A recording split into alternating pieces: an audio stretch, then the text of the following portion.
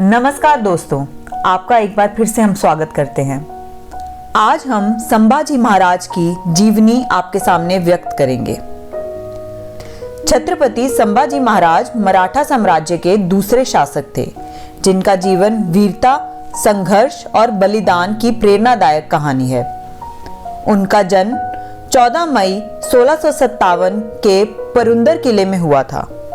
वे छत्रपति शिवाजी महाराज के ज्येष्ठ पुत्र थे और उनकी माता का नाम सईबाई था।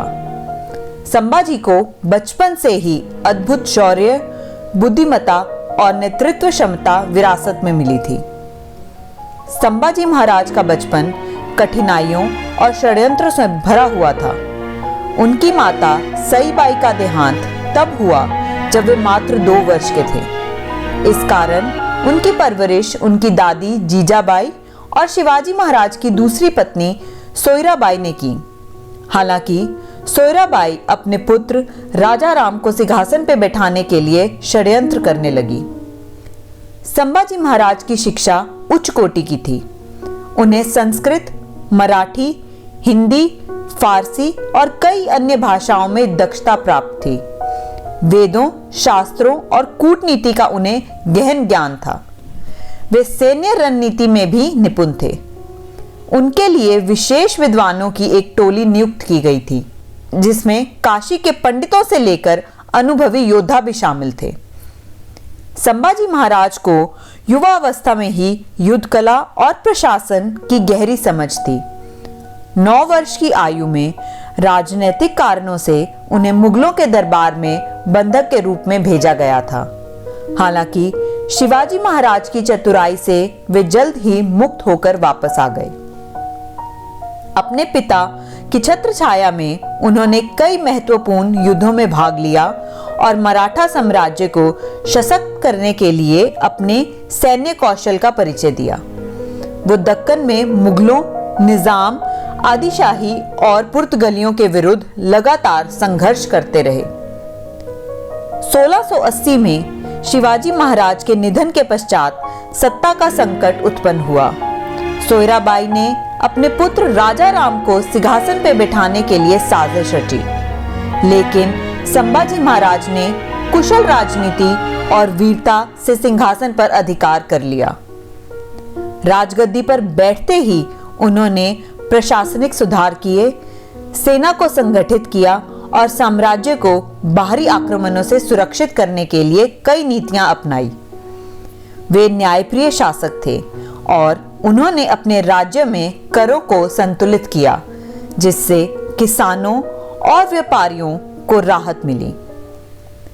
संभाजी महाराज का सबसे बड़ा संघर्ष औरंगजेब के साथ था।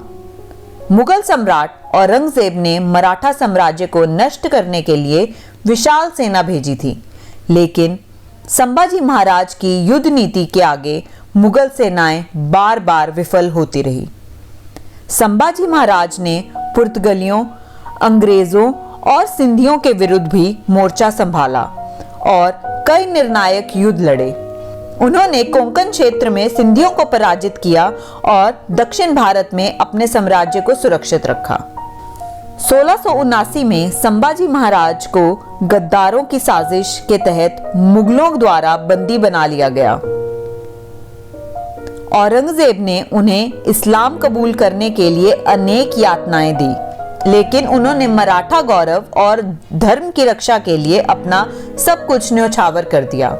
उन्हें भयंकर यातनाएं दी गई, उनकी आंखें निकाली गई, जीभ काट दी गई और लोहे के गर्म सरिये से उनके शरीर को जलाया गया, लेकिन वो अड़िग रहे और धर्म परिवर्तन से इनकार कर दिया।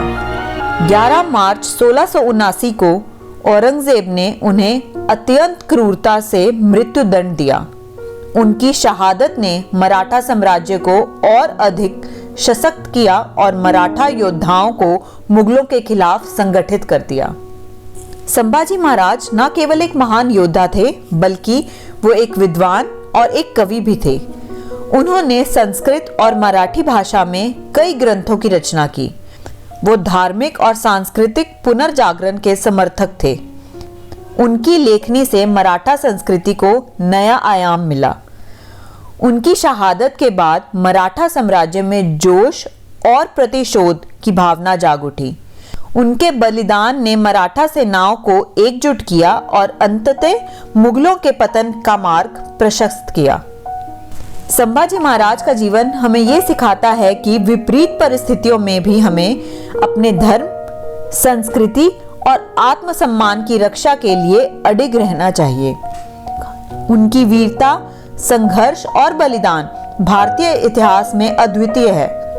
उनके द्वारा किए गए कार्यों ने मराठा साम्राज्य को मजबूत किया और भारत के इतिहास में एक स्वर्णीय अध्याय जोड़ा।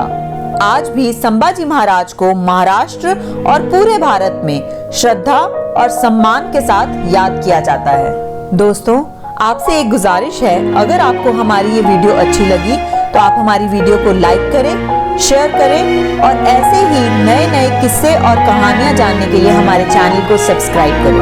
धन्यवाद।